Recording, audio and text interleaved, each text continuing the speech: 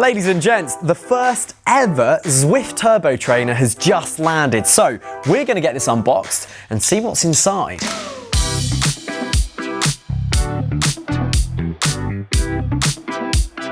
So first up out of the box, we've got this. This is obviously the main trainer, and as you can see, critically, we've got the cassette pre-installed, and that is something that you choose on the website when you purchase the trainer.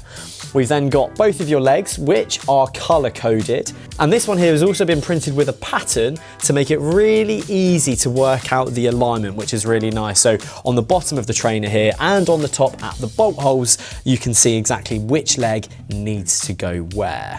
We've also got a quick release skewer and spanner. The spanner I'll be using in a moment to build the trainer up.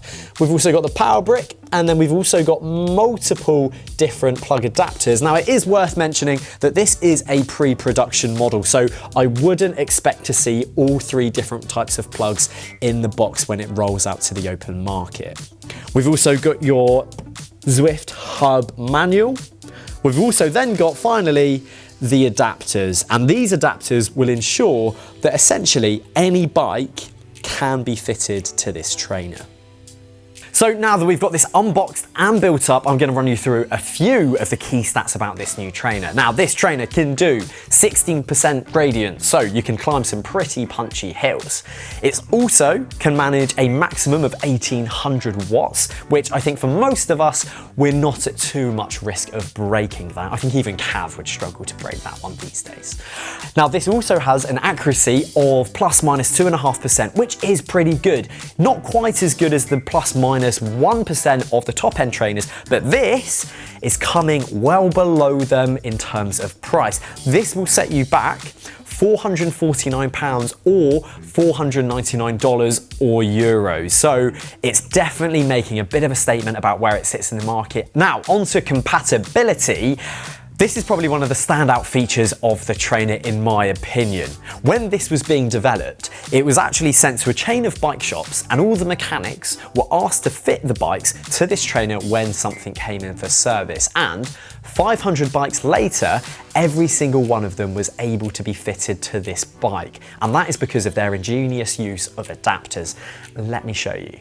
As you would have seen in the unboxing part of this video, the trainer comes with these, and they're two cards with adapters that have been cable tied into them.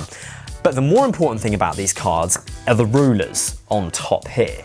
If you're unsure about the width of your dropouts, you can use these cards to measure it, and then the instructions on here tells you exactly which adapters to use and the orientation they need to be used in. So if you've got a through axle bike and you've either got a 142mm dropout or 148mm dropout, it will tell you exactly which way to put this black adapter round to cater for that spacing. Same again if you have a quick release. So if you have 130mm wide dropouts or 135, again, it will tell you which way to orientate this little adapter here.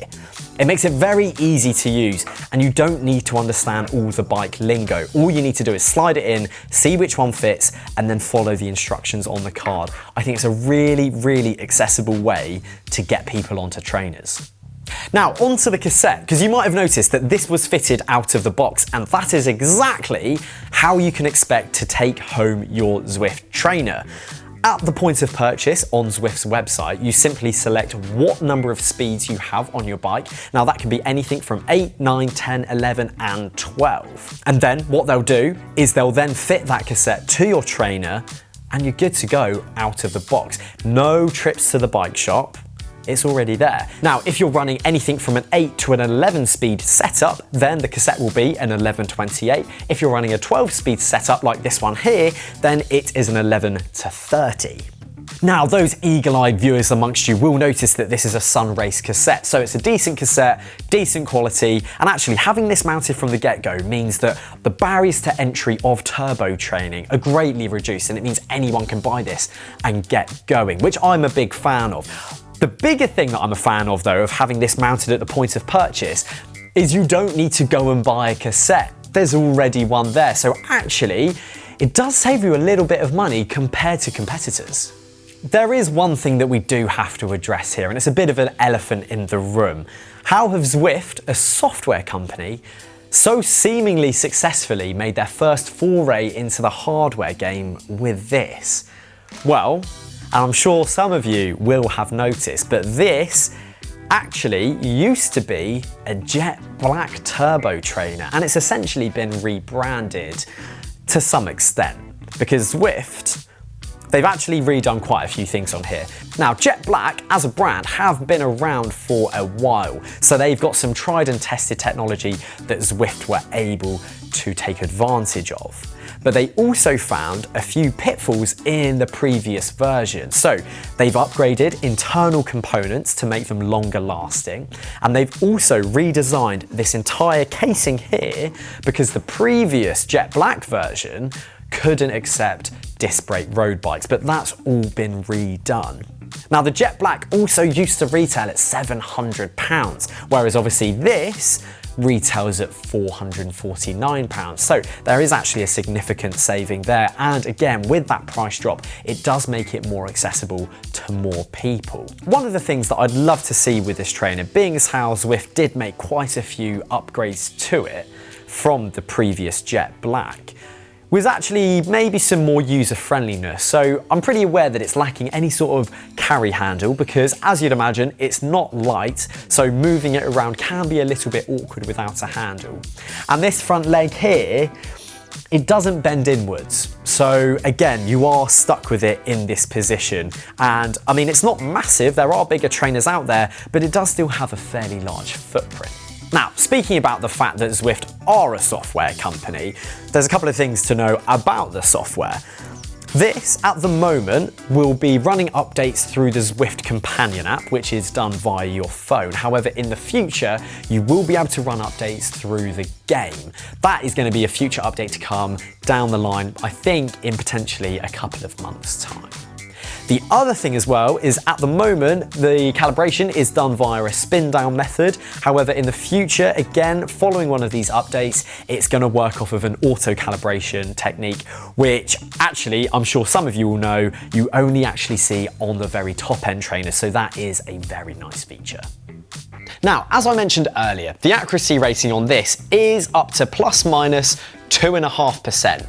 Now, for top level Zwift races, you actually need an accuracy rating within ±2%. So it's quite ironic that Zwift's own trainer can't match all of its own requirements. But it doesn't end there.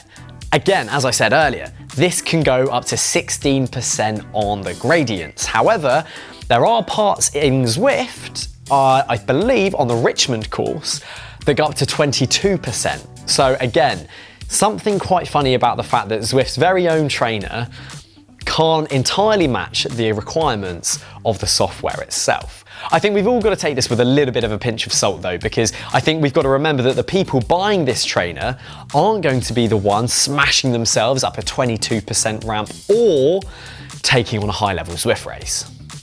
Now, as we all know, indoor cycling has exploded in recent years, and when you now look towards Zwift's competitors, they've all got a myriad of accessories that go along with their trainers. So, as Zwift come to launch their first trainer, it's a little bit odd that they don't also have a range and a family of add-ons to go alongside it, because you're almost feeling like they're missing out on monetizing on their brand new audience. So maybe at some point in the future, we'll see Zwift release their own Wahoo style of product. So you'd have the riser, you'd have the mat, and you'd have the fan. Because I think really, if you want to fully immerse, you do want to stay cool and you do want to feel like you're really in the game. I think it's very easy to see who Zwift are pitching this trainer at. From the color-coded bases to the pre-installed cassette, the easy-to-read instructions, and the easy-to-use adapters, it all points towards people who aren't mechanically minded and just want to get on the platform and ride.